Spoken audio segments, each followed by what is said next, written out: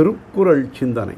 களவு நிலையில் தலைவன் தலைவி சந்திப்பு நெடுநாளாக நிகழ்ந்து வந்தது. அச்சந்திப்பினை ஊர் மக்கள் அறிந்து கொண்டார்கள். அதனால் பெண்கள் எல்லோரும் இவர்களுடைய காதல் நிலையை கூடி நின்று பேசலானார்கள். அப்போது தலைவன் ஒரு நாள் அங்கே வர தோழி எதிர்பட்டு, உங்கள் இருவரது நிலையையும் ஊர் அறிந்து கொண்டது, அதனால் அலர் எழுந்தது. இனிமேல் ஊரறிய உலகறிய திருமணம் செய்து கொண்டு இனிதாக வாழுங்கள், இல்லையேல் அலர் மிகுந்துவிடும் என்று எச்சரிக்கை செய்தார்.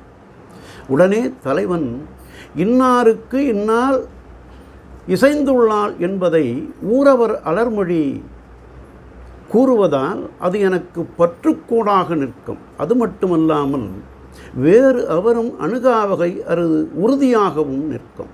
ஆகவே என் உயிர்க்கு பற்றுக்கோடாக உள்ள அந்த அலர் எனக்கு மிகுந்த உகந்ததாக இருக்கின்றது என்றான்.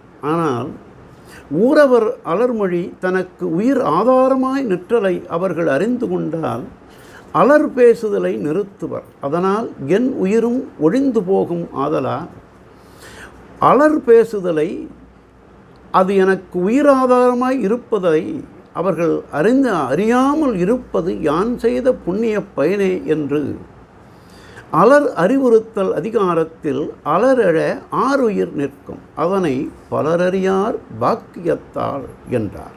நாளையும் சிந்திப்போம்.